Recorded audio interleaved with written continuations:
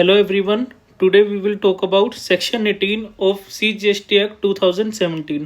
आज हमारे क्लाइंट का फ़ोन आया जो कॉम्पोजिशन में था पर टर्नओवर उनकी 1.5 करोड़ से एक्सीड कर गई है, तो उन्हें अब रेगुलर में शिफ्ट करना पड़ेगा।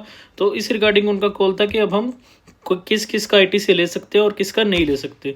तो आई थॉट उनको बता रहा हूँ तो हमें एक डिटेल वीडियो इस सेक्शन पे बना देनी चाहिए। सो Section 18 of CGST Act 2017 ITC in case of special circumstances। सबसे पहले तो आप इसके 4 की पॉइंट्स याद रखें जो आपको पूरे सेक्शन में काम आएंगे। सबसे पहला, list of all capital goods. Life of all capital goods is assume to be 5 years, मतलब 5 साल की हम कोई भी कैपिटल गुड्स हो, फर्नीचर है, प्लांट एंड मशीनरी है, किसी भी तरह का कैपिटल गुड है, उसकी लाइफ हमारे 5 साल मानते हैं जीएसटी एक्ट के अंडर। 5 साल मतलब 60 months।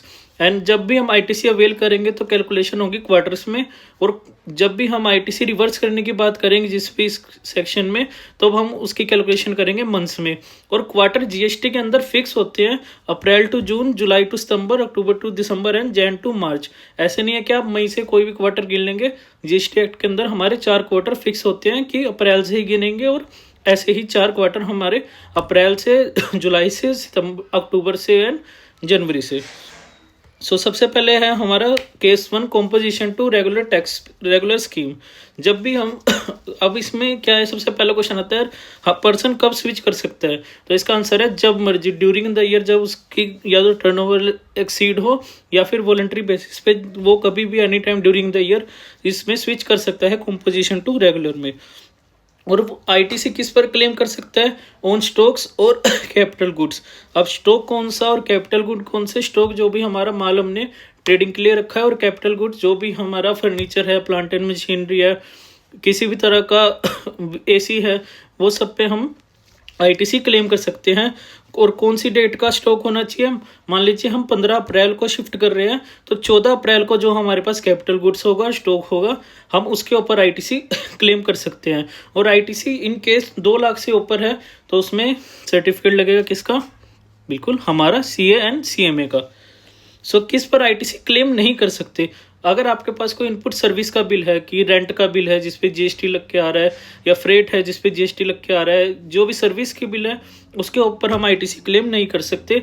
या फिर कोई भी इनवॉइस 1 साल से पुराना है, मान लीजिए कि 14 अप्रैल को हम शिफ्ट कर रहे हैं और वो 14 अप्रैल 25 को कर रहे हैं, तो वो 13 अप्रैल 24 या 12 अप्रैल 24 उससे वो पहले का है, तो हम उस पर आईटीसी क्लेम नहीं कर सकते अगर इनवॉइस 1 साल से पुराने डेट का है। उसके बाद कितना आईटीसी क्लेम कर सकते हैं? इनपुट जो हमारे गुड्स होते हैं उस पर तो जितना हमने पे किया है, मान लो 1 लाख के गुड्स हमारे पास पड़े हैं, उस पर 18% के हिसाब से हमने 18,000 रुपये जीएसटी पे किया है, तो हम सारे पे 18 का 18,000 रुपये इनपुट गुड्स पे क्लेम कर सकते हैं।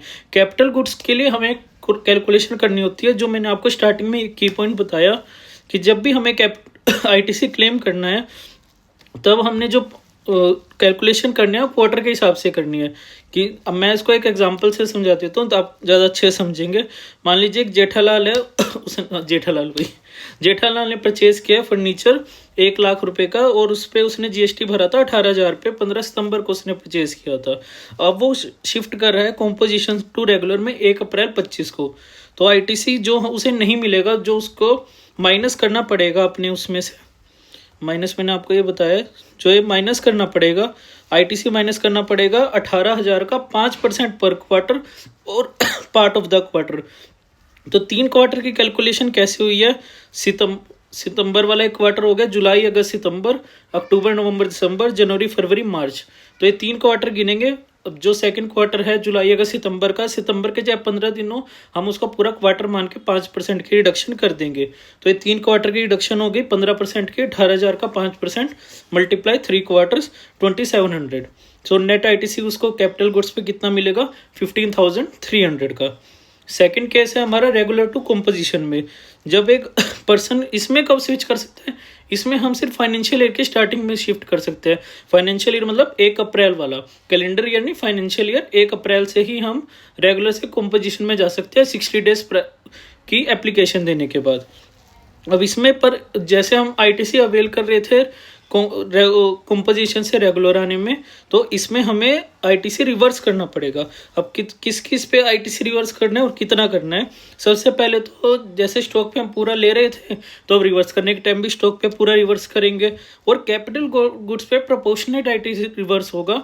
और जो मैंने आपको वही स्टार्टिंग में की पॉइंट बताया कि रिवर्स क्लेम के टाइम क्वार्टर की कैलकुलेशन और रिवर्सल के टाइम मंथली कैलकुलेशन। मंथ मैंने आपको बताया 60 मंथ होते हैं, 5 ईयर्स किसी भी उसमें। अब अगर शिफ्ट कर रहे हैं हम रेगुलर टू कॉम्पोजिशन, इसका मैं आपको एक वो दे देता हूँ एग्जांपल।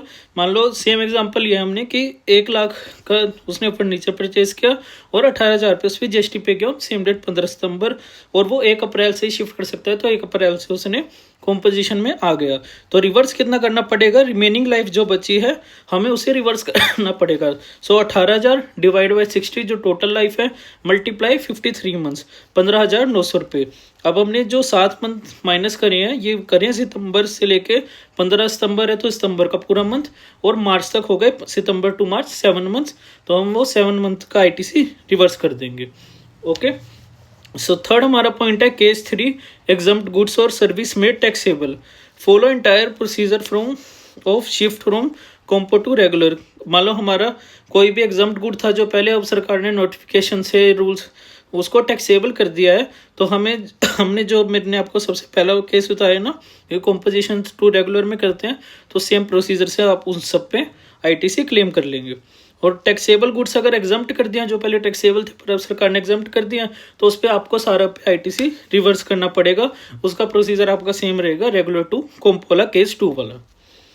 अब एक ये जो पॉइंट है, ये तो आई थिंक सबको जानना होगा, सबको दिक्कत देता होगा, पूछना होगा कि treatment in case of fresh registration, चाहे वो वॉलंटरी रजिस्ट्रेशन हो, चाहे लिमिट एक्सीड कर गई हो, 40 लाख, 20 लाख, 10 लाख, जो भी आपकी लिमिट है एप्लीकेबल, वो एक्सीड करने पे आप किस किस पे ले सकते हो। इसमें एक ध्यान देने वाली बात है, जब भी आप फ्रेश रजिस्ट्रेशन लो, चाहे वॉलंटरी लो, चाहे आपको टर्नओवर एक्सीड होने की वजह से लेना पड़ता है, तो उसके लिए आप सिर्फ स्टॉक पे आईटीसी क्लेम कर सकते हो, कैपिटल गुड्स पे नहीं कर सकते, सिर्फ स्टॉक पे कर सकते हो। और स्टॉक कौन सा, वही कि जो हमारा इफेक्टिव डेट ऑफ रजिस्ट्रेशन है उससे एक दिन पहले, कि 14 अप्रैल अगर हमारी इफेक्टिव डेट ऑफ रजिस्ट्रेशन है, तो 13 अप्रैल वाला हम जो स्टॉक पड़ा है हमारे पास, उसका आईटीसी क्लेम कर सकते हैं। बट अगर वही सेम चीज़ अगर इनवॉइस 1 साल से पुराना हो, तो उस पर भी हम क्लेम नहीं कर सकते। और इसमें एक और चीज़ आप ध्यान रखिए, अगर आप लाइबल हो गए, मान लो 14 अप्रैल को आप लाइबल हो चुके हैं रजिस्ट्रेशन के लिए, तो आपकी लिमिट एक्सीड कर गई है मान लो, तो आपको 30 डेज के अंदर रजिस्ट्रेशन लेना है as per GST rules. But अगर आप 30 डेज के अंदर रजिस्ट्रेशन नहीं लेते हैं, मतलब आपने लेट रजिस्टर करवाया, 30 डेज में नहीं करवाया, तो आपको कोई भी आईटीसी नहीं मिलेगा, चाहे वो करोड़ों का स्टॉक हो, कितने का हो, उस पर आपको 1 रुपये का भी आईटीसी नहीं मिलेगा।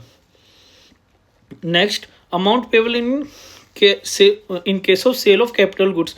मान लो हमारे पास एक कैपिटल गुड्स था, मेरे पास एक फर्नीचर ही मान लो पड़ा था 1 लाख का, तो वो मैंने सेल कर दिया। मुझे उस पर कितना टैक्स जमा कराना है जिस पे मैंने आईटीसी क्लेम किया था।